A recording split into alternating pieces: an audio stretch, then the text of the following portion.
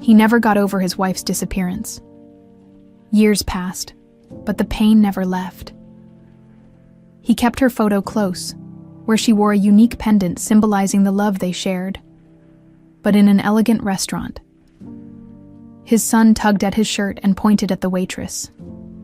"Daddy, the waitress's pendant is just like the one in Mom's photo." The millionaire slowly turned around, and when he saw what she was wearing around her neck, he froze. It was the same pendant his missing wife used to wear. James Whitmore stood motionless at the edge of the small chapel's cemetery, his tall figure silhouetted against the Colorado mountains. The crisp autumn air carried whispers of approaching winter, but the chill in his bones had nothing to do with the weather. 12 years. 12 years since the mountain curve had taken Emily from him, and the pain remained as fresh as the day the police had called. "Dad," Ethan's voice pulled him back to the present. At 17, his son was no longer the traumatized 5-year-old who'd cry himself to sleep clutching his mother's photograph. He had Emily's observant eyes, the windows to a soul that noticed everything. "Sorry, lost in thought." James straightened his tie, a nervous habit he'd developed since taking over as CEO of Whitmore Properties. The company had tripled in value under his leadership, but he'd trade every penny to have his wife back. "You always say that here." Ethan knelt to place fresh lilies on the memorial stone. There was no body beneath it, just an empty vessel marking the absence of the woman who had been the heart of their family. "It's weird, isn't it, that they never found her?" James tensed. This was new. Ethan usually maintained respectful silence during their annual pilgrimage. The search was extensive. "Son, these mountains, they don't easily give up what they take." Ethan traced the inscription on the stone. "Emily Whitmore, beloved wife and mother." His fingers lingered on the date. "I've been reading about the accident reports." Ethan's voice was carefully neutral. "Some things don't add up." James's jaw tightened. The investigation was thorough. Was it, Mom's car went over the edge, but they only found her purse, not her. The guardrail showed signs of another vehicle's impact, but that was dismissed as unrelated. Ethan looked up, a challenge in his eyes. And her body was never recovered, despite the area being only moderately wooded. "Doesn't that strike you as odd? These conspiracy theories won't bring her back, Ethan." James's voice was sharper than intended. "Let your mother rest." "Is she resting, though, without knowing what actually happened?" The silence between them stretched, heavy with unspoken questions. Una Taiterian 500 miles away in Nashville, Tennessee. Hope jerked awake, her heart hammering against her ribs. The same dream. Falling, endless falling, and a child's voice screaming a name she couldn't quite grasp. She touched the crescent moon pendant at her throat, its small emerald catching the pre-dawn light filtering through thin curtains. "Mom, you okay?" Riley stood in the doorway of her small bedroom, mathematical equations printed on her pajamas. A birthday gift from Betty that perfectly captured the 11-year-old's obsession. Hope forced a smile. "Just a dream." "Sweetheart, what are you doing up so early?" "Couldn't sleep. I solved that equation my teacher said was for high schoolers." Riley's face lit up with the quiet pride she took in her extraordinary mathematical abilities. "Want to see?" Hope patted the bed beside her. Riley bounded over, notebook clutched to her chest. Where this talent came from, Hope couldn't explain. Certainly not from her. Waiting tables at Granny Betty's kitchen hardly required advanced calculus. "Show me your magic, Munchkin." As Riley excitedly explained variables and functions Hope barely comprehended, she felt the familiar ache, the emptiness where her past should be. 12 years since Betty had found her wandering alongside that road, bloodied and pregnant, with nothing but a pendant and fragmented nightmares. "You're doing that thing again," Riley observed, startlingly perceptive. "Where you look sad and touch your necklace." Hope dropped her hand, unaware she'd been fingering the pendant. "Just proud of my genius daughter, now scoot. Early shift today." Riley gathered her notebook. "Betty made banana muffins last night. They're on the counter." After Riley left, Hope moved to the window, watching the sky lighten over Nashville's distant skyline. The doctors called it dissociative amnesia, a mind protecting itself from trauma. But what trauma had been so terrible that 12 years later, she still couldn't remember anything before waking up in that hospital? 30 minutes later, she entered the back door of Granny Betty's kitchen. The restaurant wouldn't open for another hour, But Betty was already there, rolling dough with gnarled hands that belied their strength. "Another nightmare?" Betty asked without looking up, her 70 years evident in the deep lines of her face, but not in her sharp eyes. "How'd you know?" "That pendant, you only fiddle with it after your dreams come visiting." Betty wiped flour from her hands and studied Hope with the intensity that always made Hope feel like the older woman was cataloging changes against some mental image. Same one. Always the same falling, a child crying out, and then nothing. Hope tied her apron. "Betty, do you ever think it's weird that I've never remembered anything? Dr. Winters said most amnesia patients recover some memories eventually." Betty's hand stilled momentarily. "Some wounds are best left unprobed." "Girl, but what if someone's looking for me? What if I have family somewhere?" "You have family right here." Betty's voice was firm. "You have Riley. You have me." "I know, but nothing." Betty's tone softened. "What brought this on?" "More dreams." Hope hesitated.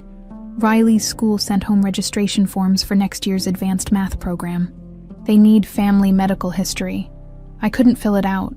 It just hit me how little I know about who I am, about who Riley is." Betty's eyes flickered with something Hope couldn't identify.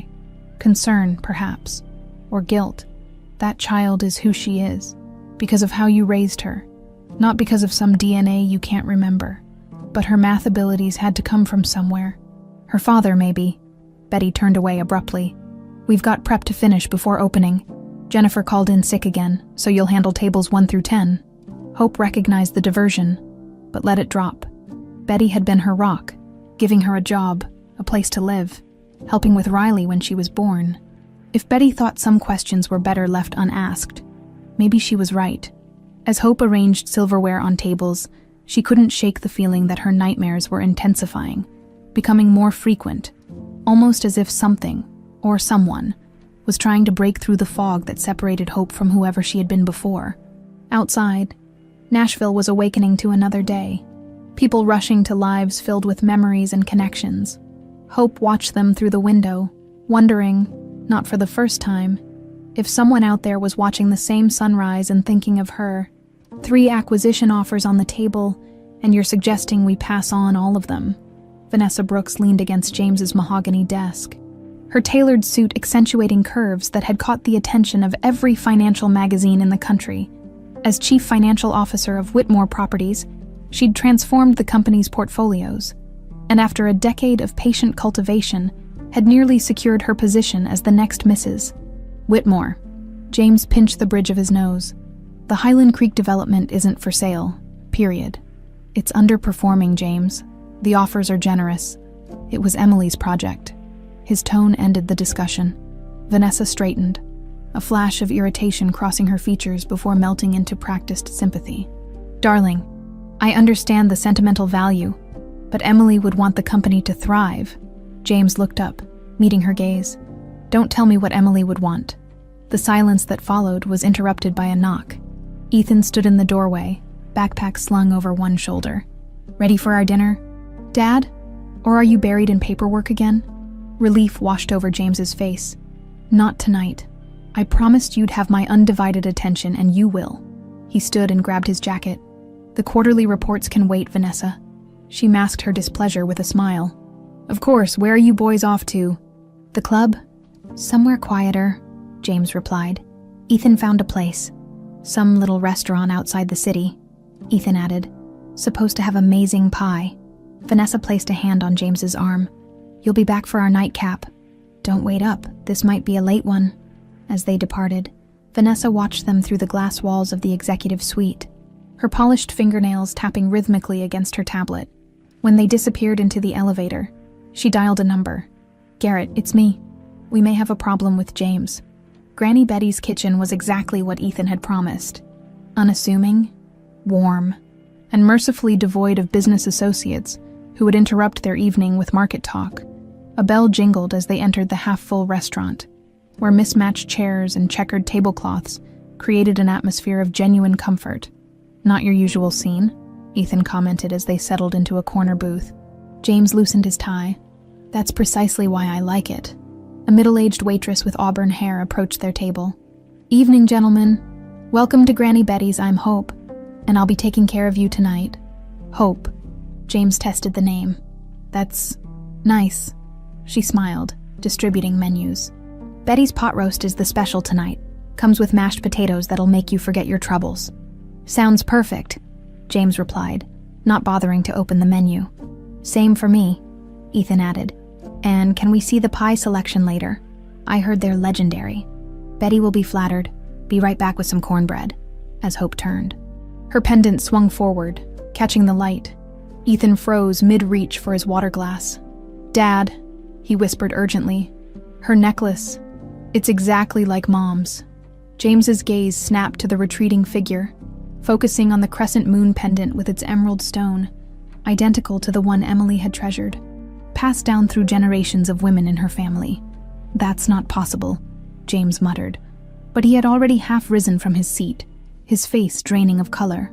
Hope returned with a basket of cornbread, setting it down before noticing James's intense stare. Is everything all right, sir? James seemed unable to speak, his eyes fixed not just on the pendant now, but on Hope's face. Despite subtle scarring near her temple and hair styled differently than in the photographs adorning his home, the resemblance was undeniable. Your pendant, Ethan said, filling the awkward silence. It's beautiful. Is it a family heirloom? Hope's hand instinctively rose to touch it. I'm not sure, actually. I've just always had it. Always. James found his voice. Hope shifted uncomfortably. As long as I can remember. Before James could press further, an older woman emerged from the kitchen, her stern face surveying the restaurant like a captain on deck. Her eyes narrowed when she spotted Hope conversing with the Whitmores. Hope, order up for table 6. Coming, Betty. Hope seemed relieved for the interruption. Excuse me, gentlemen. Your pot roast will be right out. Betty intercepted Hope before she reached the kitchen, whispering something that made Hope glance back at their table with obvious discomfort. That's her, James said quietly. It can't be, but it is. Ethan watched Hope moving between tables. The timing fits. 12 years. And that pendant. Mom's pendant. No way it's a coincidence. She doesn't recognize us. Didn't even react to our name. But those scars on her temple. What if... Don't, James interrupted. Don't say it. Don't make me hope. But hope had already taken root. An unwelcome, dangerous sensation James had forbidden himself for years. Their meal arrived, delivered by a different server. Hope remained visibly occupied across the restaurant, never approaching their table again. James barely touched his food, his attention fixed on the woman with his dead wife's face and pendant. We need to find out more, Ethan insisted as they paid their bill. If there's even the slightest chance, I'll handle it, James said firmly. This stays between us for now. No one else. Especially not Vanessa. The lights of Whitmore Estate glittered like fallen stars as James pulled into the circular driveway well past midnight. The dinner with Ethan had stretched into hours of tense speculation at a roadside coffee shop, followed by a visit to the storage locker where James kept Emily's personal effects. Photos, albums, anything to cross-reference against the woman they'd seen. Vanessa met him in the grand foyer, a silk robe wrapped around her slender frame. You're later than expected. I told you not to wait up. When a man says that, a smart woman does exactly the opposite. She studied his face. You look shaken. What happened? Nothing. Just lost track of time with Ethan. He moved past her toward the stairs. James. Her voice stopped him. We're getting married in 3 months. Whatever you're not telling me. I deserve to know. He turned, seeing the calculation behind her concern. Some ghosts are mine alone to face. Vanessa. Good night. Alone in his study, James unlocked a drawer and removed a business card he'd kept for 12 years. Jack Thompson, private investigator. The only detective who'd questioned the official version of Emily's accident. The man who'd been forced off the case under mysterious circumstances. He dialed the number, unsurprised when it went to voicemail at this hour. Thompson, it's James Whitmore. I need your help. I think Emily might be alive. In her small apartment above the restaurant, Hope sat at the edge of Riley's bed, watching her daughter sleep. The girl's math textbooks were piled on the nightstand, pages marked with sticky notes covered in Riley's neat handwriting. Who were those men? Hope whispered to the empty room. Why did they look at me that way? She touched her pendant. remembering the shock on the older man's face, like he'd seen something impossible, and Betty's stern warning, "Stay away from those two. Trouble follows money like that." But it wasn't just Betty's warning making her uneasy. It was the strange sense of familiarity she'd felt. Not recognition, exactly, but something deeper, like a distant echo or a forgotten dream. For the first time in years, Hope questioned Betty's insistence that the past was better left buried, because tonight, for just a moment when that man had looked into her eyes, something deep within her had stirred, a fragment of memory too distant to grasp, but undeniably there. Jack Thompson looked like a man who'd seen too much and slept too little. His office, tucked above a decades-old hardware store, matched his weathered appearance, functional but frayed at the edges. The private investigator studied James Whitmore from across a desk cluttered with case files and coffee-stained notepads. "Let me get this straight," Thompson said, rubbing his stubbled jaw. 12 years after your wife's presumed death, you walk into some random diner and find a waitress wearing Emily's heirloom pendant. James pushed a manila folder across the desk. "It's her, Jack. I'd stake everything on it." Thompson flipped through the folder. Photographs of Emily side by side with surreptitious shots Ethan had taken at the restaurant. Close-ups of the distinctive crescent pendant. "The resemblance is striking," he admitted. "But people look alike all the time. And pendants can be duplicated." "Not this one." James tapped the image. "That emerald has a natural flaw. A tiny inclusion shaped like a teardrop. Emily's grandmother called it the angel's tear. It's visible under the right light." Thompson leaned back, the chair creaking under his weight. "Why come to me?" "You've got resources for high-end private security. Because you were the only detective who questioned the official investigation. The only one who suggested something wasn't right before they forced you off the case." Thompson's eyes darkened. "Cost me my career. I need someone who isn't afraid to look where others won't. Someone with no connections to whoever shut down the real investigation 12 years ago." The investigator studied James for a long moment. "If, and that's a big if, this woman is Emily, why hasn't she contacted you? Where's she been for 12 years? That's what I need you to find out." Thompson pulled out a notepad. "Tell me everything about the night at the restaurant." Riley fidgeted with her uniform tie as Hope straightened it for the third time. "Mom, it's fine. You're making it worse." "Sorry, sweetie. First day at a new school. I'm more nervous than you are." Riley rolled her eyes. "It's the middle of the semester, and it's just school." But it wasn't just any school. Westridge Academy was Nashville's most prestigious private school, with tuition costs that had made Hope's eyes water when she'd seen the brochure. The anonymous scholarship that had arrived in their mailbox seemed like a miracle, or a mistake. "I still don't understand how you got selected," Hope said, smoothing her daughter's blazer. "Because I'm a math genius," Riley grinned. "That's what Mr. Peterson said when he recommended me." Hope kissed her forehead. "Genius is right. Now remember, if anyone makes you feel unwelcome..." I know. I belong there as much as anyone." Riley hefted her backpack. "Gotta go, or I'll miss the bus." After Riley left, Hope found Betty sitting at the restaurant's corner table, going through receipts with a magnifying glass. Her reading glasses perched atop her head. "She get off okay?" Betty asked without looking up. "Yes. Still worried someone's going to realize that scholarship was meant for someone else." Betty's pencil stilled. "That child earned her spot. Don't let anyone tell you different." Hope sat down, lowering her voice though the restaurant was empty. "Betty, why would someone anonymously pay for Riley to attend the most expensive school in Nashville? It doesn't make sense. Some rich folks like to do good without getting thanked." Betty pushed aside her ledger. "You should be happy for the opportunity." "I am, but..."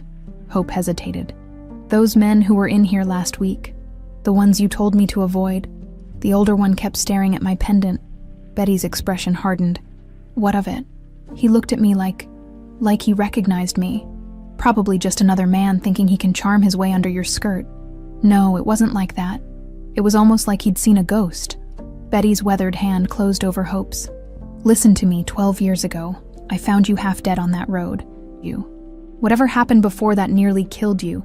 Some things are better left in the past. But Riley deserves to know where she comes from, who her father is. That child has everything she needs. A mother who loves her." Betty's tone softened. "Now help me with these breakfast muffins before the morning rush." Hope recognized Betty's diversionary tactics, but let the subject drop. As she mixed batter, her thoughts drifted to the stranger at the restaurant. There had been something in his eyes.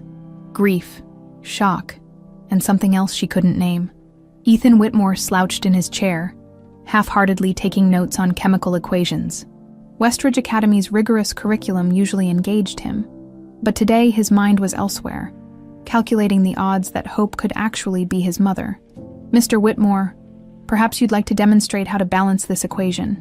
Ethan straightened, glancing at the whiteboard. "Sorry, Doctor." "Lung. Which one?"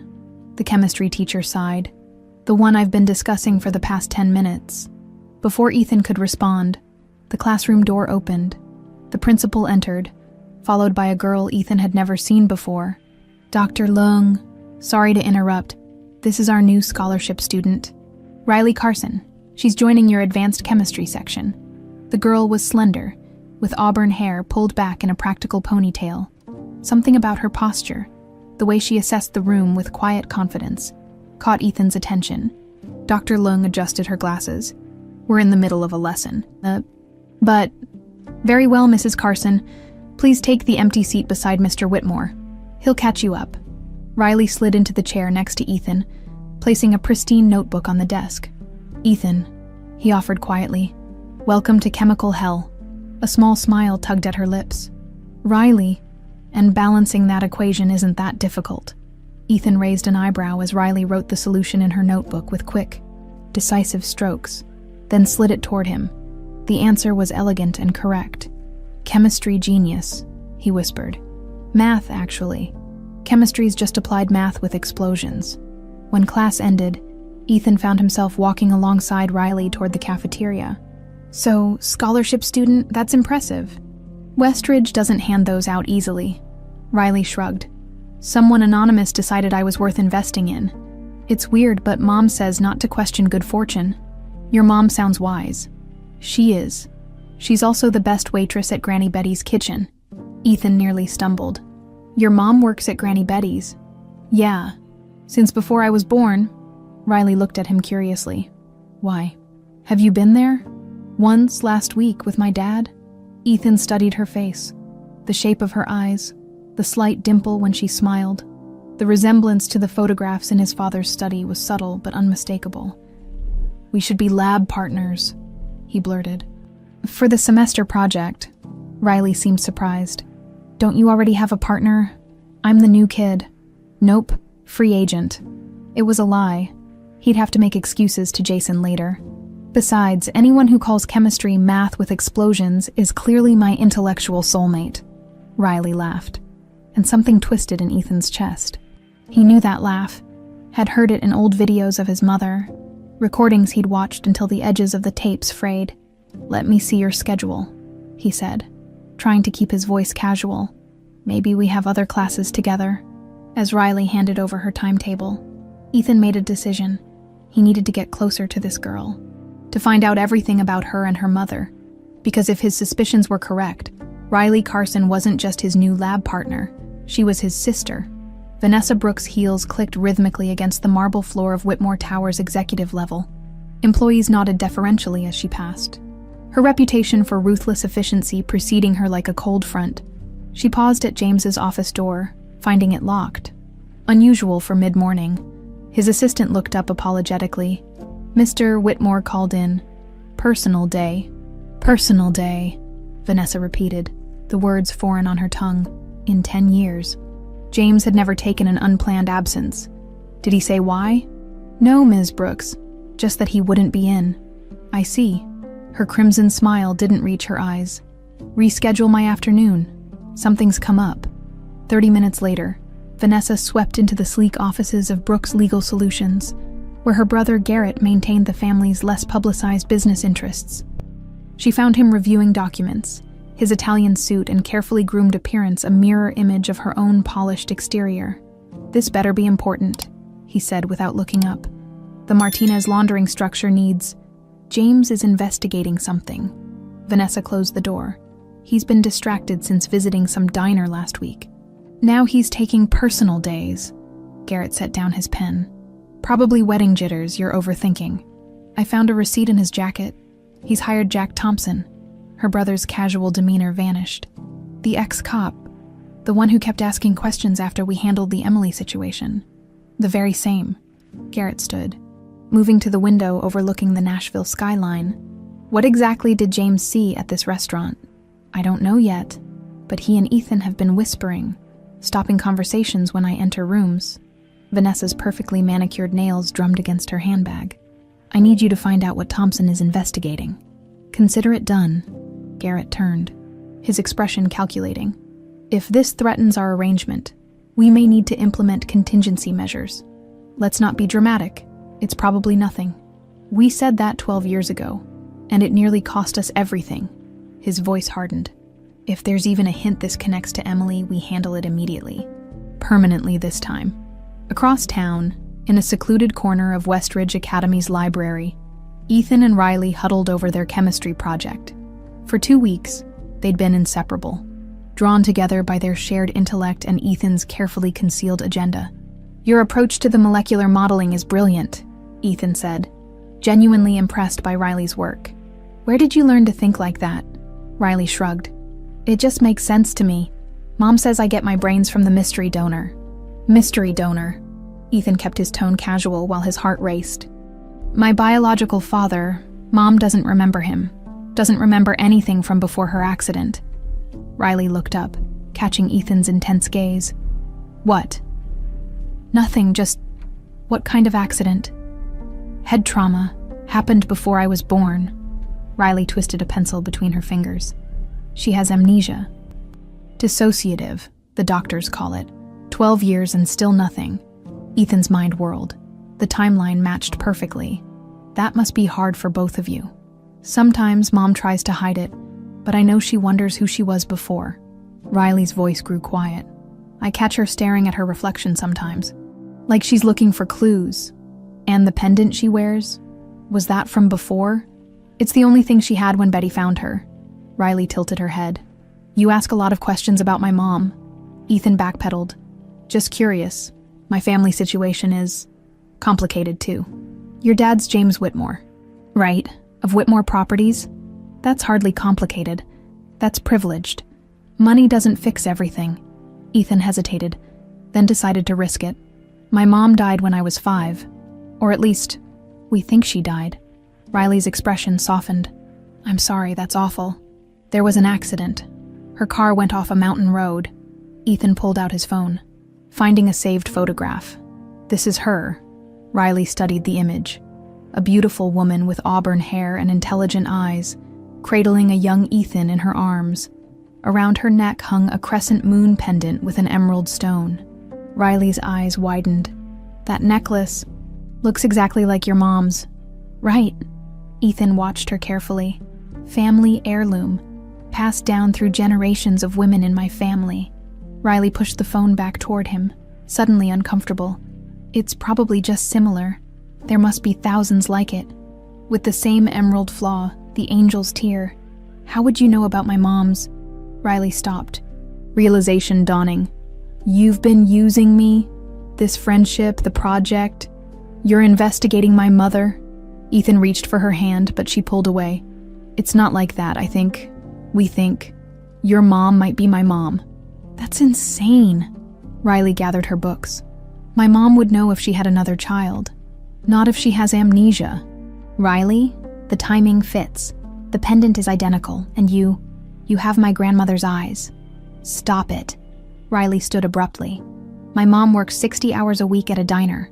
She lives in a 2-room apartment above a restaurant. She's not some missing socialite. Let me show you something else, Ethan pleaded. Just hear me out. Riley hesitated, torn between anger and curiosity. You have 5 minutes. Hope wiped down tables mechanically, her mind elsewhere. The lunch rush had ended, leaving the restaurant in that peaceful lull before dinner preparations began. She startled when the bell above the door jingled. Thompson stood in the entrance, looking exactly like the type of man Betty had warned her about. World-weary eyes that missed nothing. We're between services, Hope said. Kitchen's closed till 5. Just coffee if you're serving. He settled at the counter. Nice place. Been here long. Hope poured his coffee. Granny Betty's. It's an institution. Been around 30 years. And you? How long have you worked here? Something in his tone made her wary. Long enough. You're not here for the coffee, are you? Thompson smiled slightly. Smart, though the coffee's not bad. He sipped appreciatively. I'm looking into some local history. Thought you might help. I'm not exactly a Nashville expert. I'm more interested in Colorado history, specifically an accident in the mountains about 12 years back. Hope's hand trembled slightly as she refilled his cup. Why would I know anything about that? Just a hunch. Thompson placed a business card on the counter.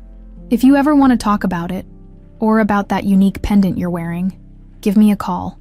As he turned to leave, Hope called after him. Who sent you? Thompson paused at the door. Someone who's been grieving a long time. Someone who deserves answers. After he left, Hope clutched the counter. Her heart racing inexplicably, she reached for the business card, turning it over in her fingers. Jack Thompson, private investigator. The door to the kitchen swung open as Betty emerged, immediately noticing Hope's pallor. What happened? Who was that man? A detective asking about Colorado and my pendant. Betty's face hardened. I warned you about talking to strangers. He knew about my amnesia, Betty. He knew I was from Colorado. Coincidence? Is it? Hope challenged. First those men in the restaurant. Now this detective. Something's happening and you know more than you're telling me. Betty's shoulders slumped slightly. Hope? No more deflections. Hope's voice rose. For 12 years I've trusted you, but I deserve to know who I am, and Riley deserves to know where she comes from. The older woman seemed to age before Hope's eyes. There are things you don't understand, dangerous things. Then help me understand. Because I'm going to find out one way or another. Betty stared at the detective's card in Hope's hand, a decision visibly weighing on her lined face. Not here. Tonight. After closing. There are things you need to know. And in James Whitmore's home office, Thompson laid out his preliminary findings. Medical records obtained through questionable channels. Witness statements from 12 years earlier. Hope Carson appeared in Nashville 12 years ago, almost to the day of Emily's disappearance, he explained. Hospitalized with severe head trauma and amnesia. The woman who found her, Elizabeth Betty Reynolds, claimed she was wandering along a remote road. James studied the medical reports. And she was pregnant. About 8 weeks along. According to these records, doctors were worried the trauma might affect the pregnancy, but the girl, Riley, was born healthy. James calculated silently. That would mean Emily was pregnant when she disappeared. She never told me. The report says Hope would wake up screaming a name, Ethan. Thompson watched James carefully. Your son's name. James pressed his palms against his eyes. This is really happening, isn't it? She's alive. There's more. Thompson hesitated. I did some digging on Betty Reynolds before Nashville. She worked in Colorado as a housekeeper for a wealthy family. What family? Yours, James. Betty Reynolds was your housekeeper until Vanessa fired her 13 years ago for alleged theft. Betty Reynolds was our housekeeper. James paced his office, struggling to process Thompson's revelation. I remember someone Emily liked. An older woman Vanessa insisted was stealing. Betty worked for your family for nearly 7 years. Thompson confirmed. Left right before your wedding anniversary. The one before Emily's accident. James stopped abruptly. Emily was devastated when Betty left. She never believed the theft accusations. Because there probably wasn't any theft. Thompson tapped a folder. I checked Betty's background after she left your employ. No criminal record, spotless employment history. Then suddenly she's buying a small restaurant in Nashville with cash. You think Vanessa paid her off. But why? That's what we need to find out. Thompson leaned forward. James, if Betty has been hiding Emily all these years, she had a reason. A damn good one. James collapsed into his chair. Emily would never voluntarily abandon Ethan. Never. I agree. Which means whatever happened on that mountain road was just the beginning. Thompson's voice hardened. Someone wanted Emily gone when the accident didn't finish the job. Betty hid her. From who? Me. Or from whoever arranged the accident. James's phone buzzed with a text from Ethan. Dad, we need to talk. About Riley. We're running out of time, James said. Ethan's been getting close to the girl, to Riley. If she's really Emily's daughter, then she's your daughter too. Thompson stood, and the chances of keeping this quiet just got a whole lot slimmer. Riley followed Ethan through the winding mountain road, her skepticism battling with growing curiosity. He'd driven them nearly 2 hours outside Nashville, into the densely wooded foothills of the Appalachians. "This is kidnapping, you know," she said, only half joking, "luring me into the middle of nowhere. It's not kidnapping if you came willingly." Ethan turned onto an unmarked gravel path. "We're almost there." "Where exactly is there?" "My mom's special place. Her family owned it for generations."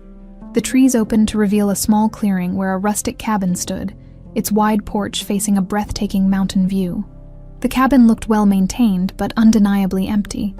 A place preserved in time. "Mom called it her thinking place," Ethan explained, retrieving a key from under a weathered planter.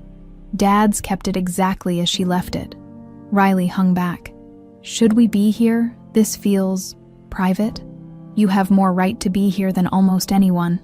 Ethan unlocked the door. "If I'm right," inside. The cabin was a perfect time capsule. A half-read book still marked with a faded bookmark. A sweater draped over a chair as if its owner had just stepped out. Dust covers protected the furniture, but couldn't disguise the feeling of suspended animation. Riley moved cautiously through the space, drawn to a wall of photographs. Emily Whitmore smiled from every frame, hiking, laughing with friends, holding a young Ethan. "She was beautiful," Riley whispered. "She was brilliant too. Harvard Law, could have been a Supreme Court justice, but chose to work on sustainable housing initiatives instead." Ethan watched Riley studying the photos. "Dad says you have her exact mind. Mathematical, precise, but creative too." Riley turned sharply. "Your dad doesn't even know me. He's been watching you since you started at Westridge." Ethan moved to a roll-top desk in the corner. "This is why we came." He pressed a hidden mechanism beneath the desk edge. A small compartment popped open in what had appeared to be solid wood. "Mom showed me this when I was little. Our secret place for treasures." Ethan reached in, withdrawing a leather-bound journal. "I found this last week." Riley took the journal hesitantly. The first pages contained meticulous notes on financial transactions, wire transfers, offshore accounts, property deals with names unfamiliar to her. "I don't understand. What is this?" "Evidence of money laundering through Whitmore Properties. Mom was investigating it secretly." Ethan turned to the final entries, read the last page. Riley flipped to the end, the handwriting more hurried. "May 17th. Confronted Garrett with evidence. He denied everything, then threatened me. Said I don't understand who I'm dealing with. He's right. I don't know how deep this goes, but I know James isn't involved. Taking this to him tonight at dinner. 2 pieces of life-changing news in one evening. The fraud. And the baby. 8 weeks along according to Dr. Winters, a sibling for Ethan, haven't told James yet, was saving it for our anniversary dinner." Riley's hands trembled. "This is dated. The day Mom disappeared. 8 weeks pregnant." Ethan's voice was soft. "You were born exactly 7 months after that date." "Riley," she backed away, shaking her head. "This doesn't prove anything. The pendant, the timing, your math abilities, exactly like hers. Your eyes, her mother's eyes." Ethan stepped closer. "And now there's this journal, mentioning Garrett Brooks, Vanessa's brother, who my dad trusts to handle legal matters. You think these people, your dad's fiancé and her brother, tried to kill your mom. That's insane. Is it? Mom discovers fraud, confronts Garrett, and conveniently disappears the same day." Ethan took the journal back. "And now your mom, who appeared out of nowhere with amnesia and a crescent moon pendant, happens to have a daughter born 7 months later." Riley sank onto a dust-covered sofa. "If, and this is a massive if, you're right, why hasn't your detective friend found proof? Why hasn't your dad recognized my mom? The detective is gathering evidence as we speak. And Dad," Ethan hesitated, "he does recognize her. He just can't believe it's possible." Riley stood suddenly. "I need to talk to my mom." Hope sat alone in the darkened restaurant. Waiting for Betty to finish closing the kitchen, her mind raced with possibilities, each more unsettling than the last. The detective's card lay before her on the table, a gateway to answers she'd both craved and feared. The kitchen door swung open as Betty emerged, looking older than Hope had ever seen her. "Before I start, Betty said, lowering herself into a chair. I need you to understand something. Everything I've done, everything, was to protect you and that child. Protect us from what, Betty? From the people who tried to kill you. Betty's voice was steady despite the enormity of her words. The people who pushed your car off that mountain road and left you for dead. Hope's mouth went dry. You know who I was. I've always known. Betty reached across the table, taking Hope's trembling hands. Your name is Emily Whitmore. You were a brilliant lawyer who married into one of the wealthiest families in Colorado. You had a 5-year-old son named Ethan. Ethan, Hope whispered, the name stirring something deep within her. I used to dream about that name. You'd call out for him in your sleep, Betty confirmed. Every night for months after I found you. If what you're saying is true, if I have a son, why didn't you take me back to him? To my family, Hope's voice rose. How could you keep a mother from her child? Because the people who tried to kill you were part of that family, Betty said grimly. And they would have finished the job if they knew you survived. Hope stood abruptly, moving to the window as if she could physically distance herself from Betty's revelations. Who wanted me dead? Vanessa Brooks and her brother Garrett. She was your husband's CFO, and had ambitions far beyond that position. When you discovered their money laundering scheme, they arranged your accident. And my husband James. The name felt strange on Hope's tongue. James adored you, but he trusted Vanessa completely with the business. She made sure of that. Betty's voice softened. He spent a fortune searching for you, nearly drove himself mad with grief. Hope touched her pendant, the familiar gesture now laden with new meaning. And this, your family heirloom, you refused to take it off. Even unconscious in the hospital, the doctor said it might be your brain's way of holding on to something essential. The bell above the door jingled, interrupting the moment. Hope turned to see Riley burst in, her face flushed from running. Mom? Riley stopped short, taking in the intensity of the scene before her. What's going on? Hope looked from Riley to Betty, momentarily unable to speak. I was just telling your mother some important truths, Betty said carefully. Riley moved closer, her expression uncharacteristically uncertain. About who she really is. About Emily Whitmore. Both women stared at Riley in shock. How did you... Hope began. Ethan showed me. The cabin. The journal. Riley's voice quavered. He thinks I'm his sister. Hope's knees buckled, forcing her back into her chair. Sister. Betty nodded slowly. The boy figured it out, smart, like his mother. She turned to Riley. Yes, child. Ethan Whitmore is your half-brother, and your mother is Emily Whitmore. Riley pulled something from her backpack. A photograph in a silver frame. She placed it before Hope. Emily Whitmore holding a young Ethan, both smiling into the camera, a crescent moon pendant gleaming at her throat. That's you, Mom, Riley whispered. That's us. Hope stared at the image, her hand unconsciously rising to touch the identical pendant at her neck. And for the first time in 12 years, a memory surfaced, clear and undeniable, of holding a small boy in her arms, his laughter echoing across a sunlit garden. Ethan, she whispered, tears streaming down her face. My son. James Whitmore had imagined this moment countless times over 12 years. The impossible reunion, the miraculous return. In his dreams, Emily would appear unchanged, their life resuming as if the nightmare had never happened. Reality proved messier. He sat rigidly in Betty's small office behind the restaurant kitchen, trying to reconcile the woman before him. Hope, with her waitress uniform and cautious demeanor, with the wife he'd mourned. You look exactly like her, he said finally, breaking the tense silence. Except for the scars. Hope, Emily, touched the faint marks near her temple self-consciously. From the accident, I guess. They said you were dead, his voice caught. I looked for you, for months, hired private search teams, hounded the police. I know, Betty interjected from her position by the door. I followed the news. You nearly bankrupted yourself searching. James turned to the older woman, anger flashing. You knew all along. You let me believe she was dead. I let you believe what would keep her alive, Betty countered, unflinching. Vanessa and Garrett would have finished the job if they knew she survived. You have no proof they were involved. I have Emily's journal. Ethan said. Entering the cramped office with Riley hovering uncertainly behind him, he placed the leather-bound book on the desk. Mom documented everything about the money laundering. She confronted Garrett the day she disappeared. James stared at his son. When had Ethan grown so tall, so assured? Then at the girl beside him. Riley, his daughter. The realization hit him with physical force. "Have you read this?" he asked Ethan, indicating the journal. "Most of it." Ethan's expression was apologetic.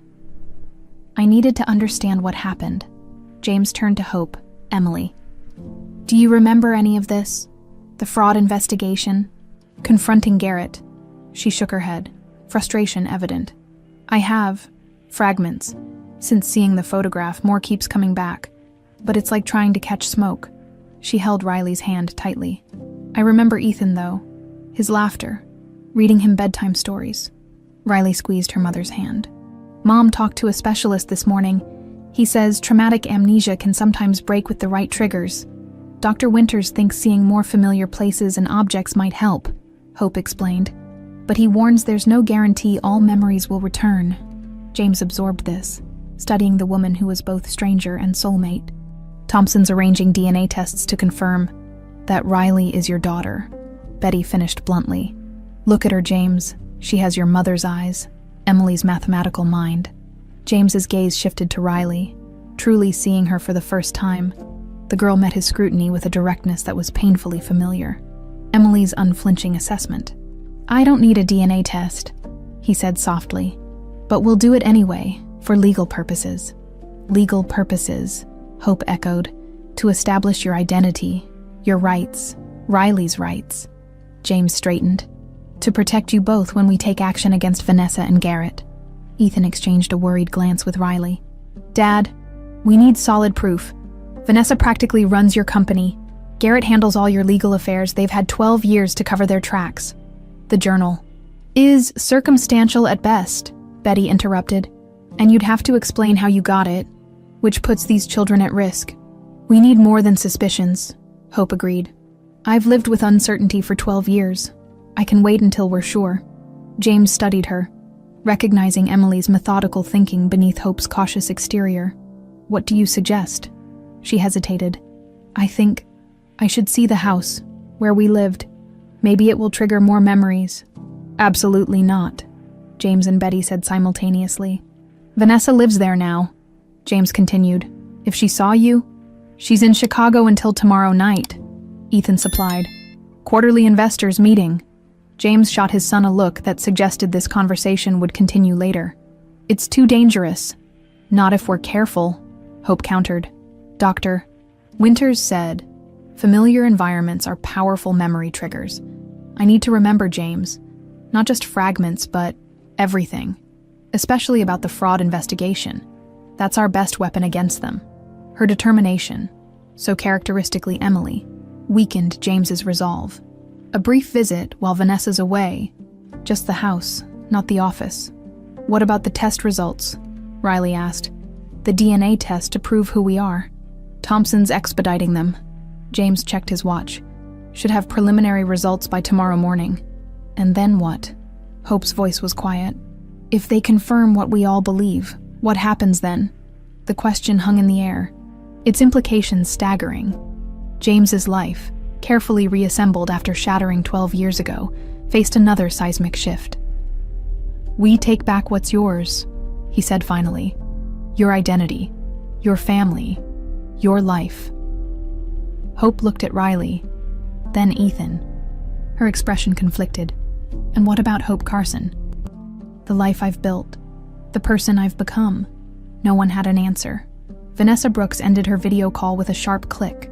Dissatisfied with the Chicago team's projections, the hotel suite offered spectacular views of Lake Michigan, but she found herself unable to appreciate them, her thoughts returning obsessively to James's strange behavior. Her phone buzzed with a text from Garrett. Following confirmed. Jay visited restaurant again, met with unknown woman and Thompson. "Need to talk ASAP." She dialed immediately. Unknown woman. Description. "My guy couldn't get close enough without being spotted." Garrett's voice was tense. "But he saw Thompson there. And the son. Ethan's involved. This was unexpected. What about the scholarship girl? Present. Garrett paused. Vanessa, we have a problem. Thompson accessed old medical records, specifically from County General 12 years ago. Cold dread settled in her stomach. Emily's accident records? No. Records for a Jane Doe admitted around the same time. Head trauma. Amnesia. His voice lowered. Pregnant. Vanessa gripped the phone tighter. That's impossible. We made sure the car was completely destroyed. Well, someone survived and Thompson's connecting dots. Garrett's tone sharpened. We need to implement containment measures. No. Vanessa moved to the window. Mind racing. Nothing drastic. Not yet. I'm coming back tonight instead of tomorrow. Have the jet ready. This isn't something we can finesse, Vanessa. If there's even a possibility Emily survived. I said no. Her voice left no room for argument. 12 years ago, we panicked and made a mess. I won't make the same mistake.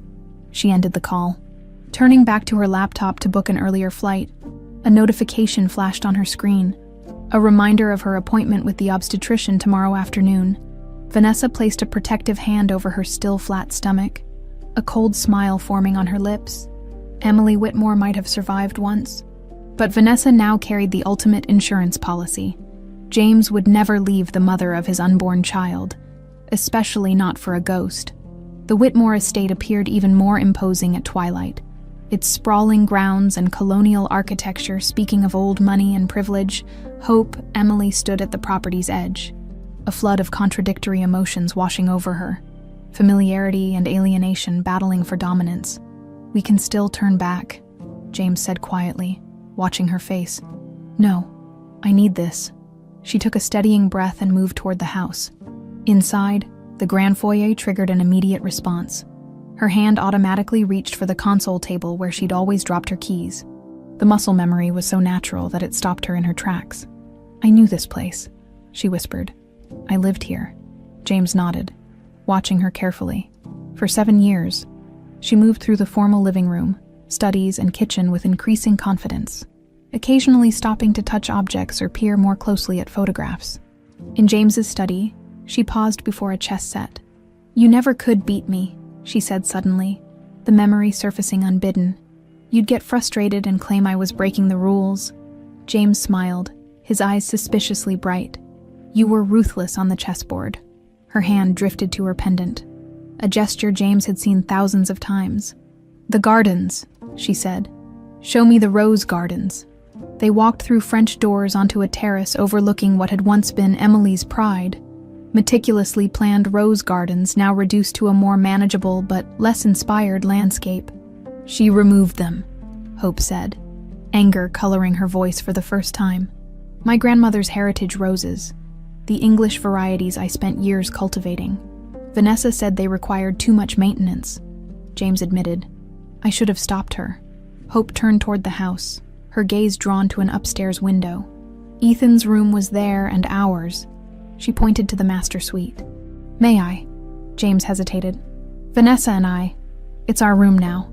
The implication hung between them. Of course Vanessa would sleep in the master bedroom. She was his fiancée. I understand, Hope said, though her eyes reflected hurt. What about Ethan's old room? Unchanged. Vanessa wanted to convert it to a home gym, but I wouldn't allow it. They climbed the grand staircase, Hope trailing her hand along the banister with unconscious familiarity. At Ethan's childhood bedroom, she paused, her hand on the doorknob. I used to read to him here, she said softly. Every night, Peter Pan was his favorite. James watched as she entered. Moving unerringly to the bookshelf where a worn copy of Peter Pan still stood, she opened it to find an inscription in elegant handwriting. To my darling Ethan, who teaches me to believe in magic every day. All my love. Mom. Hope traced the words with trembling fingers, then sank onto the edge of the small bed, silent tears streaming down her face. I wrote this, she whispered. I remember writing this. James knelt before her, taking her hands. You're remembering. That's good, but not enough. She wiped her tears. Not the important parts. The fraud, the confrontation with Garrett. Without that, we have nothing to stop them. We have you, James said firmly.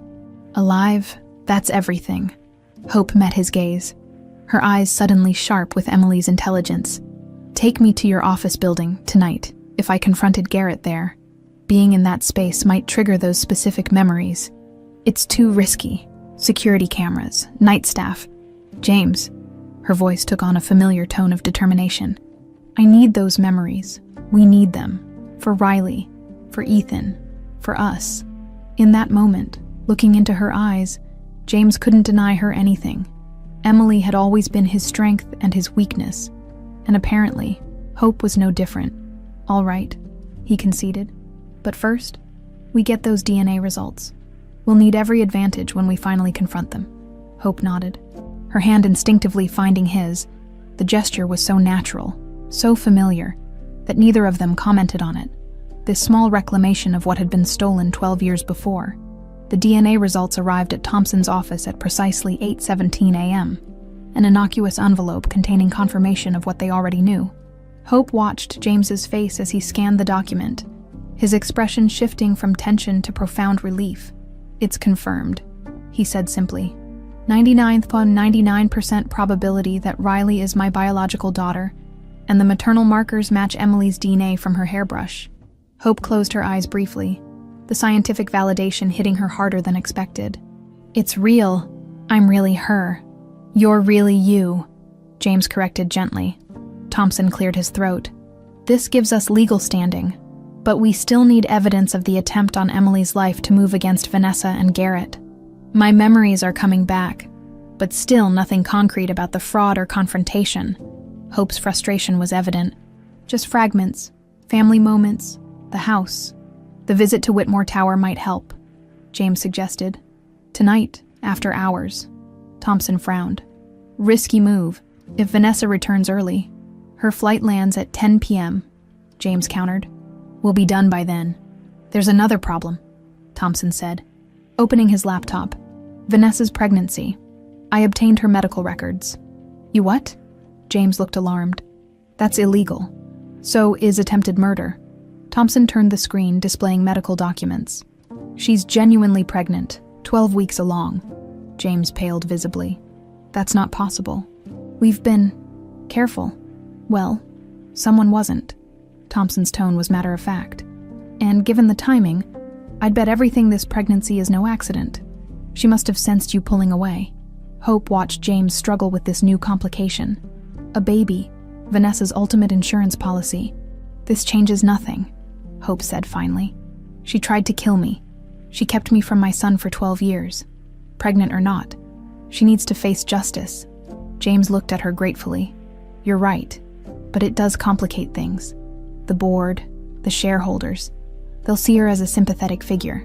Then we need to be absolutely certain before we move," Thompson concluded. "Which means we need those memories, Emily." The name still felt strange, both hers and not hers. Tonight, then, the office. In Riley's bedroom above the restaurant, Ethan watched his half-sister methodically pack a small overnight bag. They'd agreed she would stay at Thompson's place tonight, safer than the apartment she shared with Hope. Given Vanessa's unexpected early return, "You're taking this all remarkably well," Ethan commented. "Finding out your entire life is built on lies." Riley zipped the bag with deliberate precision. "Not lies, just incomplete information." She sat beside him on the bed. "Besides, I've spent my whole life wondering where I came from. Now I know. Still, finding out you have a brother, a father, a whole different identity. Half-brother." She corrected automatically, then softened. "But yeah, it's a lot, especially watching Mom struggling with who she is. Hope or Emily. What do you call her now?" "Mom," Riley said simply. "She's always been that, regardless of her name." Ethan nodded, understanding. "What about James? What will you call him?" Riley considered this. "Not Dad, not yet. That has to be earned." She studied Ethan's face. "Was she good, as a mother? I mean, before?" "The best," Ethan answered without hesitation. "She taught me chess when I was 4. Read to me every night. Took me hiking on weekends when Dad was busy with work. She always made time, no matter what." "She's still like that," Riley said softly. "Works double shift sometimes, but never misses my math competitions, even when she's exhausted." They sat in companionable silence. These two siblings getting to know each other through the shared bridge of their mother. What happens after tonight? Riley finally asked. If Mom remembers everything, and they confront Vanessa, what then? Do we become one big happy family? Ethan hesitated. I don't know, Dad and Vanessa are engaged. She's pregnant. It's complicated. Understatement of the century. Riley's tone was dry. You realize our lives are basically a telenovela now, right? Ethan laughed unexpectedly. Evil stepmother, long-lost mother with amnesia, secret siblings. Yeah, definitely telenovela territory. Don't forget the family fortune and corporate intrigue. Their shared laughter eased the tension, creating a moment of normalcy amid chaos. Whatever happens, Ethan said, we stick together, all of us. Riley nodded. A silent pact formed between them. Hope stood in Betty's cramped bedroom, examining her reflection in the full-length mirror. The black dress Betty had unearthed from a sealed box in the attic fit perfectly, a designer piece from Emily Whitmore's former life. You kept my clothes all these years? Hope asked, smoothing the fabric. Betty, sitting on the edge of the bed, nodded. Just a few things in case you ever remembered. She gestured to the small jewelry box beside her. This too. Hope opened it to find a simple gold wedding band. You were wearing it when I found you, Betty explained. I removed it at the hospital, thought it might raise questions. Hope slipped it onto her finger, the weight both foreign and familiar. Did you ever think about contacting James once you knew we were safe? Every day for the first year, Betty admitted. But by then, you'd settled into being Hope. Riley was thriving, and the news reports showed Vanessa getting closer to James. You thought he'd moved on. I thought the risk wasn't worth it, Betty corrected. Why disrupt all those lives if you were never going to remember? Hope turned from the mirror. And now it's all coming out anyway. Betty's weathered face showed her age. I always knew it would. Eventually. The truth has a way of surfacing. Hope sat beside her, taking the older woman's gnarled hands. I don't blame you, Betty. You saved my life. Saved Riley's life. You gave us a home, an identity. I gave you a fraction of what you deserved. Betty's voice cracked. A waitress's life instead of your real one. My real life is the one I lived, Hope said firmly. Whatever happens next, Hope Carson is as much me as Emily Whitmore. I won't forget that, and I won't forget what you did for us. Betty squeezed her hands. You sound like her now, like Emily, the same quiet strength. A knock interrupted them. James stood in the doorway, his breath catching at the sight of Hope in Emily's dress. The car's ready, he said. Thompson will meet us at the office. Hope nodded, rising. I'm ready.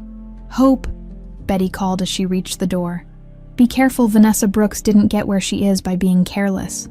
She's dangerous, especially now that she has everything to lose. Vanessa's flight landed 30 minutes early. As the private jet taxied to a stop, she gathered her belongings, mentally rehearsing her approach. James had been evasive on their brief call, claiming work kept him late at the office, but her sources confirmed he'd visited that diner again. Her phone buzzed with a text from Garrett. Security confirms Jay at the office. Not alone, female companion. Vanessa's perfectly manicured nails dug into her palm. A female companion. In their office, at night. Description, she texted back. Garrett's reply was immediate. Security feed unclear, but definitely not you. Vanessa considered her options. Confronting James directly would reveal her surveillance. Better to catch him off guard. See this mystery woman for herself. Meeting you at the office, she texted Garrett. Be ready. In the car from the airport. Vanessa placed a protective hand over her stomach. The pregnancy had been meticulously planned. A fail-safe she'd hoped not to need. James's paternity wasn't guaranteed, but he would never risk a DNA test that might become public. The mere possibility would be enough to keep him in line. As the car navigated Nashville's night streets, Vanessa's thoughts turned to the scholarship girl. Riley Carson? Thompson's interest in her mother couldn't be coincidence. She opened her tablet, reviewing the surveillance photos of Hope Carson. Auburn hair, similar build to Emily, around the right age. The scars near her temple could easily be from a car accident. And the pendant, that damned family heirloom Emily had always worn. Vanessa zoomed in on the image. Studying the woman's features with growing certainty, She'd assumed Emily dead for 12 years, but if by some miracle she had survived. Faster, she instructed her driver. Change of plans. Take me directly to Whitmore Tower. The executive floor of Whitmore Tower was eerily quiet after hours. Hope moved through the space cautiously, each step feeling both new and strangely familiar. My office was here, she asked, stopping before a door labeled Vice President, Legal Affairs. Yes, James confirmed, though the layouts changed since then. Inside, the office bore no trace of Emily Whitmore. New furnishings, different artwork, all evidence of her existence carefully erased. Hope touched the desk uncertainly. Anything? Thompson asked from the doorway. She shook her head. Nothing specific, just a sense of belonging. Try Garrett's office, James suggested. If that's where the confrontation happened. They moved down the corridor to a corner office with Garrett Brooks, chief legal counsel, on the door. James used his master key to unlock it. Unlike the sanitized space that had once been Emily's office, Garrett's domain remained largely unchanged. The same imposing desk, the same pretentious law books lining the walls. Hope stepped inside, immediately tensing. I've been here before, she said quietly. Recently, in my dreams. James and Thompson exchanged glances. What do you remember? James urged. Hope moved toward the desk, her hand trailing along its edge. Standing here, arguing. I had papers, evidence. Her breathing quickened. He was sitting there, smiling that condescending smile. Said I didn't understand who I was dealing with. The memory crystallized suddenly, vivid and complete. She could see Garrett's face changing from dismissive to threatening, hear his words with perfect clarity. You think James will believe you over his trusted advisor, over his future sister-in-law? Be smart, Emily. Take your evidence and disappear. If this comes out, the company collapses. James loses everything. Is that what you want? He knew, Hope whispered. He knew I was going to James that night. He called Vanessa immediately after I left. She turned to Thompson. Check his records, phone logs from that day. Thompson moved to the computer, but the sound of the elevator arriving on their floor froze them all. Security, James whispered. Thompson shook his head. I have them occupied downstairs.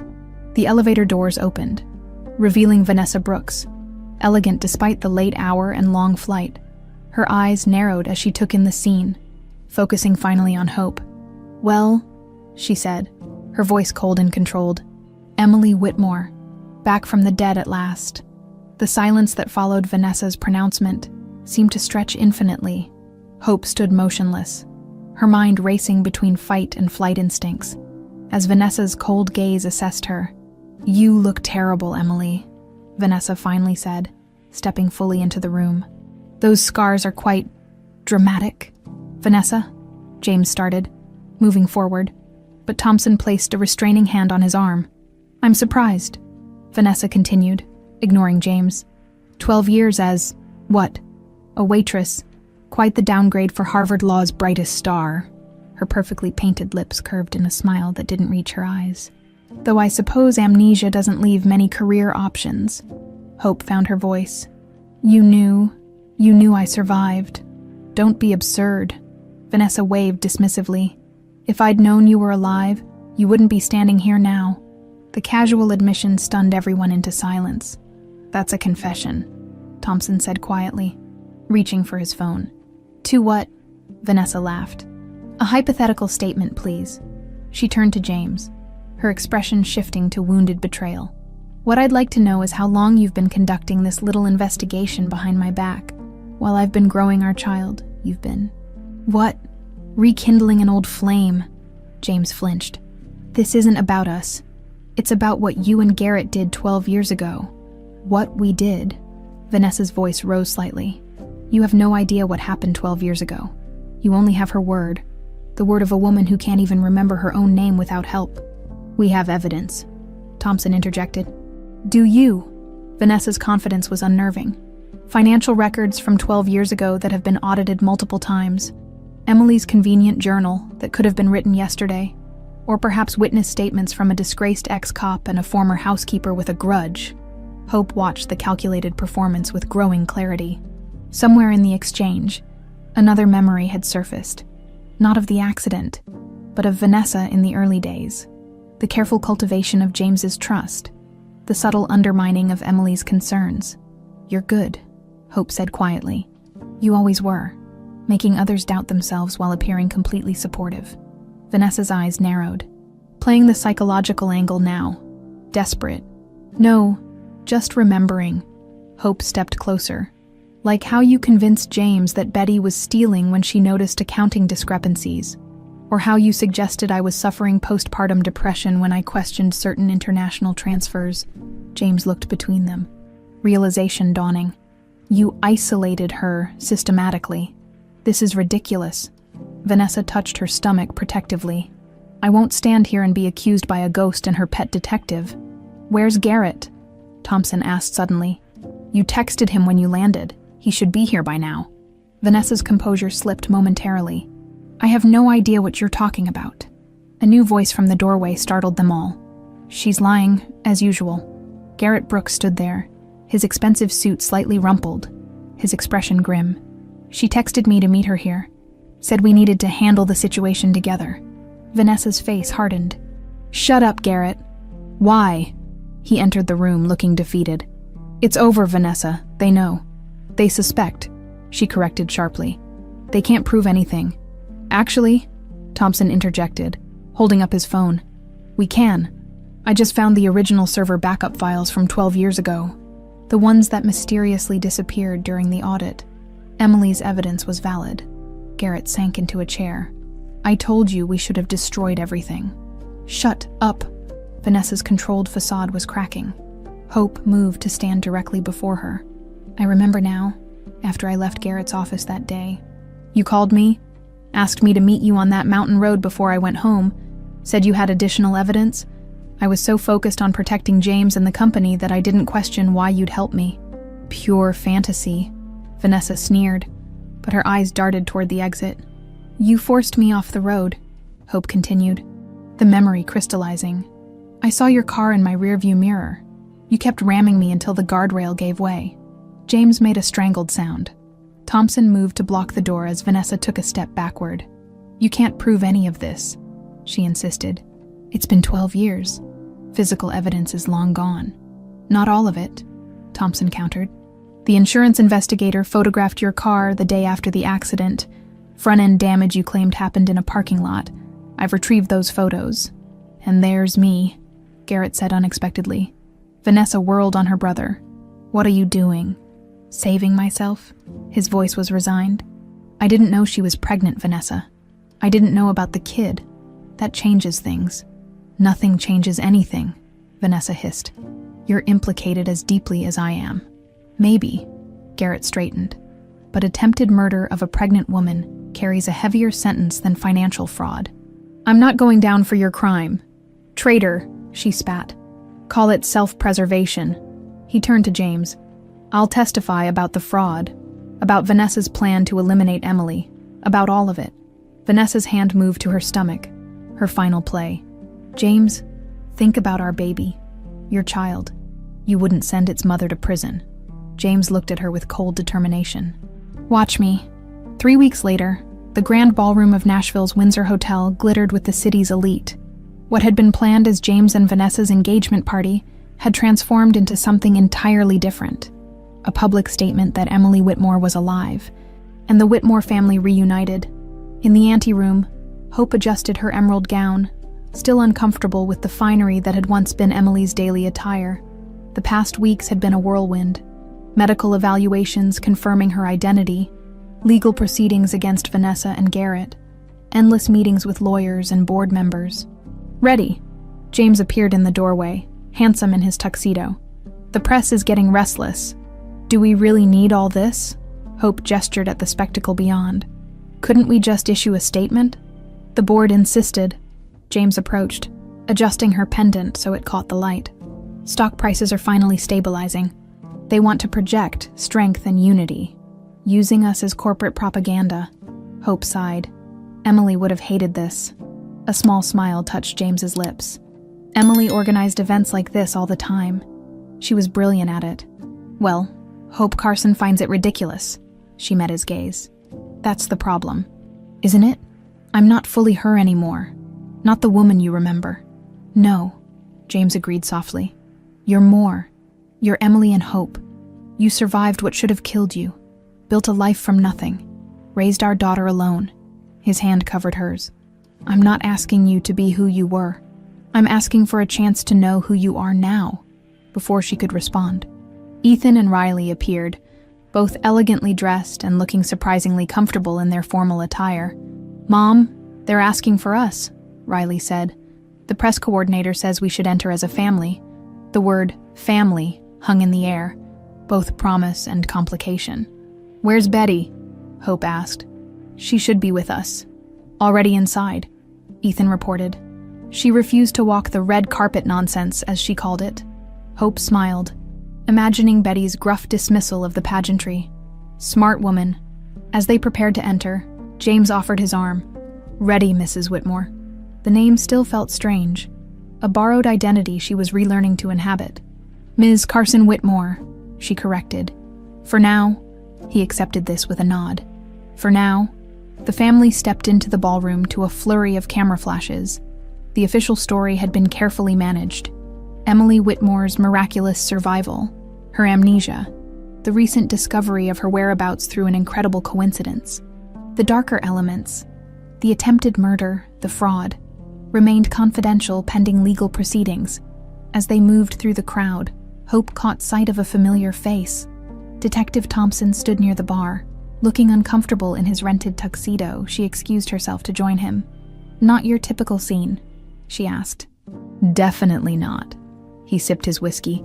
You clean up nice, Hope, or should I call you Emily now? I'm still figuring that out. She watched as James fielded questions from reporters, Ethan and Riley flanking him protectively. It's strange. I remember more every day, but it's like watching someone else's life. I know I lived it, but Hope Carson is real too, Thompson finished. Might be easier if she wasn't. Exactly. She turned back to him. Any word on Vanessa's pregnancy claim? Thompson's expression darkened. DNA test confirmed it. The baby is James's. Hope absorbed this. The final complication in an already complex situation.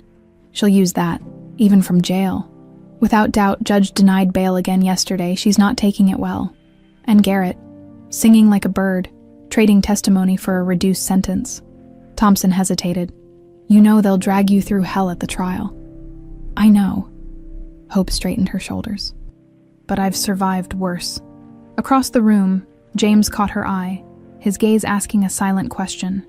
Hope nodded slightly, excusing herself from Thompson to rejoin her family, her past and future colliding in a present she was still learning to navigate. For tonight, at least, Emily Whitmore had officially returned from the dead. Tomorrow would bring its own challenges, a new identity to forge, one that honored both the woman she had been and the woman she had become. The courthouse steps teemed with reporters, their questions blending into an indecipherable roar as Hope entered the building. 4 months had passed since the confrontation in Garrett's office, and today marked the beginning of Vanessa's trial. Garrett had already accepted a plea deal, 15 years for financial crimes, with the possibility of parole after 8, in exchange for his testimony against his sister. Remember, you don't need to watch if it becomes too much, James murmured as they navigated security. Nobody would blame you for stepping out. Hope squeezed his hand in response. I've waited 12 years for justice. I need to see this through. Inside the courtroom, they settled into the front row of the gallery. Betty had insisted on accompanying them despite her deteriorating health, her thin frame dwarfed by the wooden bench. Ethan and Riley remained at school, a mutual decision to shield them from the media circus. When the bailiff announced the court's entrance, Hope found herself holding her breath. Vanessa appeared from a side door, her prison jumpsuit replaced with a conservative gray suit that couldn't fully disguise her 7-month pregnancy. Her eyes, cold and calculating as ever, swept the courtroom before settling on Hope with undisguised hatred. All rise. The Honorable Judge Marianne Chen presiding in the case of the state versus Vanessa Brooks. As the proceedings began, Hope studied the woman who had stolen 12 years of her life. Vanessa's pregnancy had been strategically displayed in pre-trial hearings, earning sympathy from certain media outlets, questioning the ethics of prosecuting an expectant mother. The state will prove beyond reasonable doubt that the defendant, Vanessa Brooks, attempted to murder Emily Whitmore on May 17th.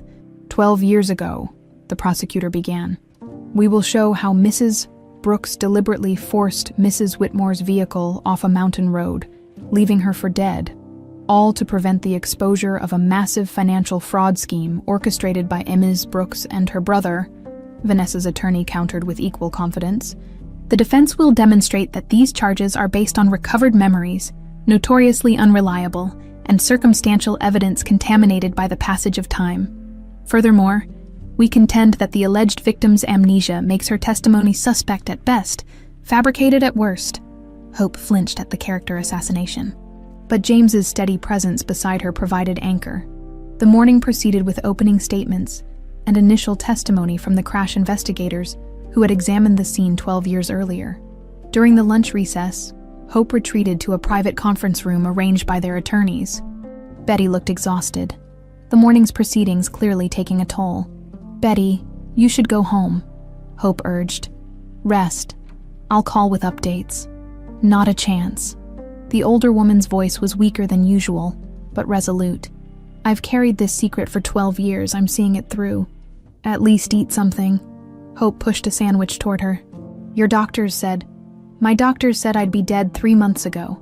Betty managed a wry smile. Yet here I sit. James entered, his expression grave. Thompson just called. Vanessa's lawyer is requesting private conference chambers with the judge. They're floating a potential plea deal. What kind of deal? Hope asked. Alarmed. Reduced charges, manslaughter attempt instead of premeditated attempted murder, 10 years instead of 25 to life. James looked grim. Her attorney is leveraging the pregnancy, suggesting incarceration would endanger the child. Hope's jaw tightened. That baby is a human being, not a get-out-of-jail-free card. I agree, but the optics are challenging for the prosecution. James ran a hand through his hair. The DA wants to know if we'd support a plea. Absolutely not, Hope said immediately. She tried to kill me. She took 12 years of my life, of our family's life. Her hand moved unconsciously to her pendant. No deals. James nodded, relieved. That's what I told Thompson, just wanted to confirm. When court reconvened, Vanessa seemed oddly confident. The prosecutor called Thompson to the stand, establishing the evidence trail that had led to identifying Hope Carson as Emily Whitmore. Detective Thompson, Vanessa's attorney began during cross-examination, isn't it true that you were removed from the original investigation under suspicion of evidence tampering? Thompson remained composed. I was removed after questioning the official narrative, that Mrs. Whitmore's death was accidental. Accusations of tampering were fabricated and later dismissed. By whom were these accusations made? By your client, Mrs. Brooks, and her brother. The attorney pressed on. And isn't it true that you've harbored a grudge against my client for 12 years? That finding Emily Whitmore became an obsession for you? Objection. Calls for speculation on the witness's mental state. The prosecutor intervened. Sustained, Judge Chen ruled. As Thompson stepped down, the prosecutor announced, the state calls Hope Carson, legally recognized as Emily Whitmore, to the stand. Hope moved forward steadily, taking the oath with a clear voice. From the witness box, she could see Vanessa more clearly, the calculated way she positioned her hands protectively over her belly whenever the jury looked her way. Mrs. Whitmore, the prosecutor began gently, please describe for the court your memories of the events on May 17th, 12 years ago. Hope took a deep breath. I had discovered financial irregularities in Whitmore Properties' international accounts. After gathering evidence for several months, I confronted Garrett Brooks, who essentially admitted to the fraud, but warned me against exposing it. What happened after that confrontation? I planned to show the evidence to my husband that evening, but Vanessa called, claiming she had additional information about the fraud. She asked me to meet her on Elkhorn Road before going home. Hope's voice remained steady. When I arrived, she initially pretended to be helpful. Then her demeanor changed. She said I should have minded my own business, that the company needed the laundered money to expand. What happened next? I told her I was going to James regardless. That's when she returned to her car. I thought she was leaving. But instead, Hope paused, the memory vivid and painful. Instead, she accelerated toward me. I managed to get back into my car, but she repeatedly rammed me from behind, forcing me toward the guardrail. Did she succeed in forcing you off the road? Yes, my car broke through the barrier. I remember falling, the airbag deploying, then nothing until I woke up in the hospital with no memory of who I was. The prosecutor continued methodically, establishing the timeline and corroborating evidence when Vanessa's attorney began cross-examination. His approach was immediately aggressive.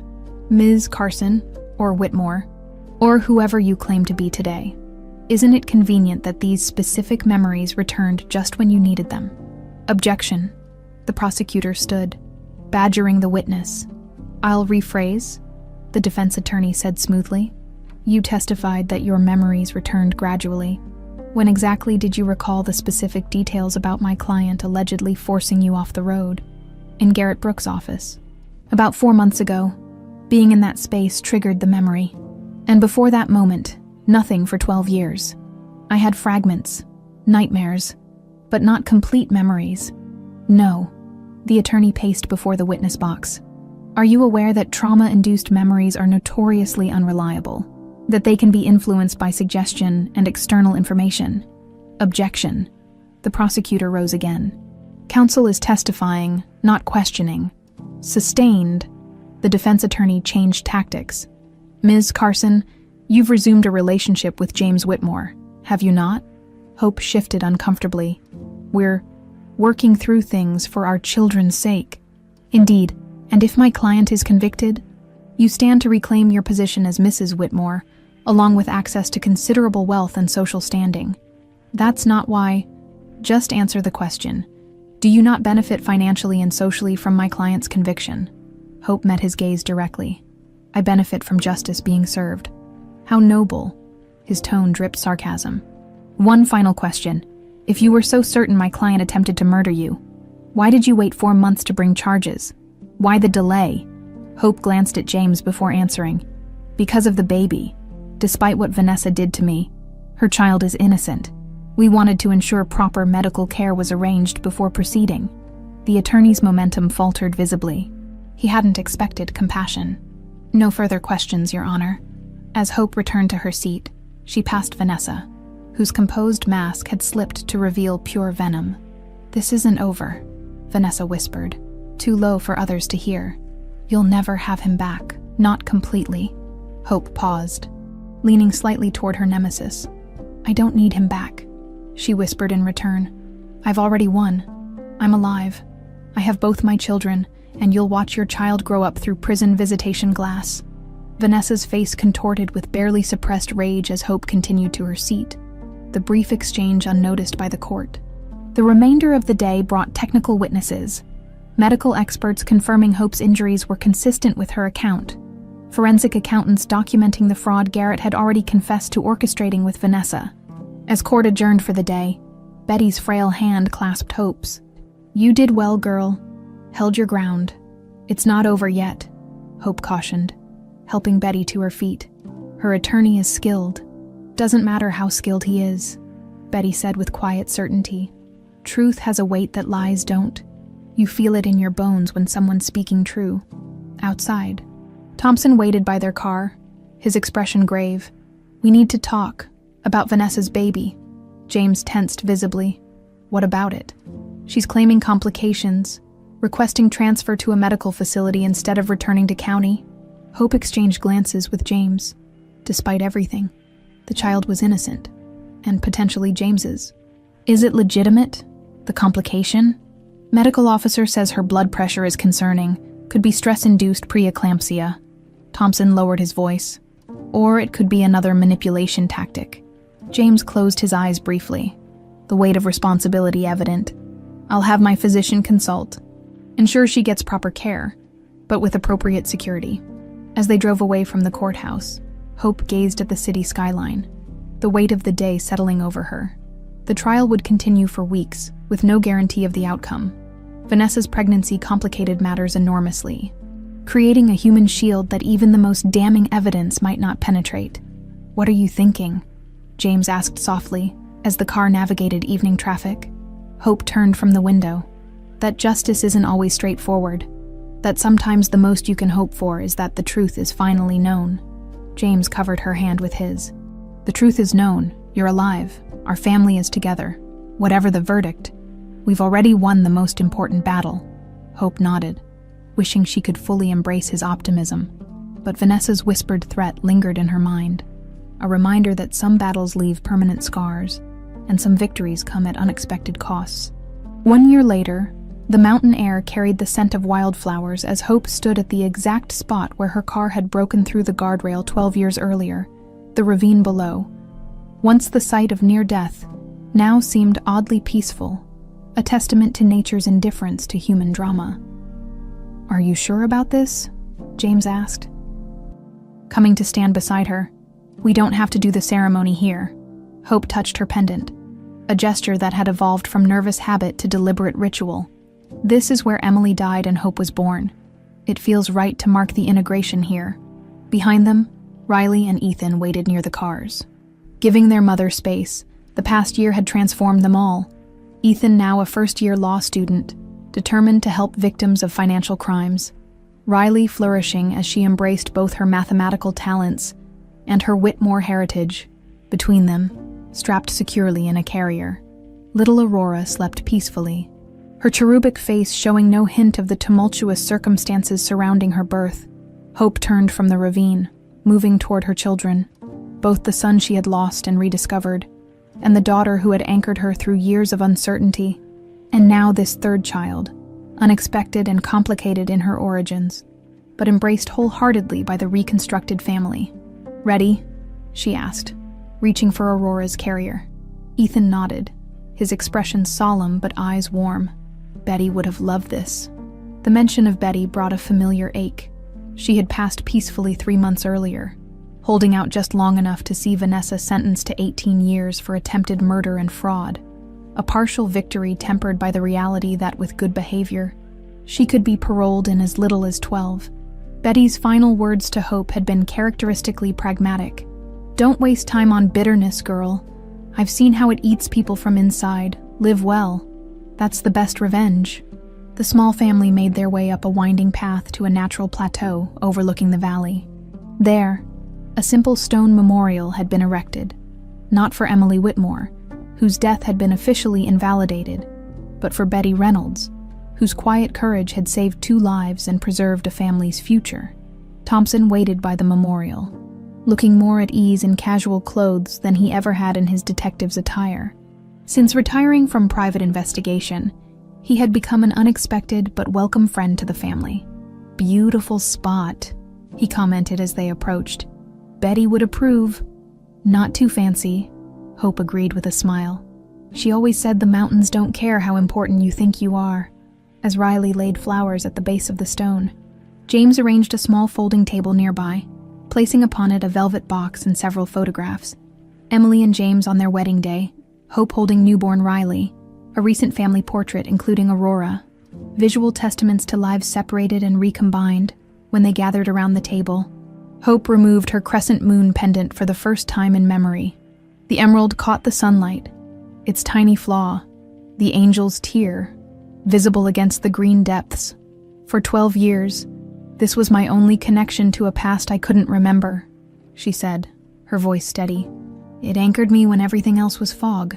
She held the pendant toward the light, studying it one last time before placing it on the table. From her pocket, she withdrew a delicate jeweler's tool. "Emily Whitmore and Hope Carson were both real," she continued. "Both lived, both loved, both protected their children fiercely. I am not choosing between them anymore." With precise movements, she worked the tiny mechanism hidden within the pendant's setting. The crescent moon separated into 2 pieces, each still beautiful, each now transformed into something new. "Riley," she called softly. Her daughter stepped forward, dark eyes serious beyond her 12 years. "This half represents Hope, the woman who raised you, who found strength she never knew she had, who built a life from nothing." Hope placed the half crescent in Riley's palm. "It's a reminder that we can survive what should destroy us." Riley closed her fingers around the pendant piece, tears shimmering in her eyes. "Ethan," her son approached, the young man now taller than James, his features a perfect blend of his parents. "This half represents Emily, the woman who loved you from your first breath, who fought to protect what was right, who never truly left even when her memories did." She placed the second half crescent in his hand. "It's a reminder that love leaves marks too deep for even amnesia to erase." Ethan's expression, usually so controlled, broke with emotion as he accepted the gift. Hope turned to James, who held Aurora, and for our newest beginning, she removed a third item from the box, a tiny silver chain bearing a custom-made pendant, 2 crescent moons overlapping to form a circle with the emerald at its center. "The past and present joined to create a future," she said, as James helped her fasten it around the baby's tiny wrist. Not as a burden for her to carry, but as a promise that her story begins with healing, not division. Aurora stirred briefly, tiny fingers curling around the delicate chain before she settled back to sleep. Hope looked at her assembled family, the one she had lost and found, the one she had built unaware, and the newest addition bridging both worlds.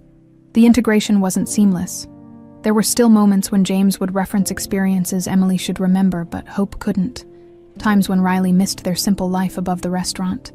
But they were navigating it together, creating something new from fragments that could have remained forever broken. "There's one more thing," James said, reaching into his jacket pocket. "I wasn't sure when to give you this, but now seems right." He handed Hope a small envelope. Inside was a deed for Granny Betty's kitchen. "You purchased the restaurant?" she asked, surprised.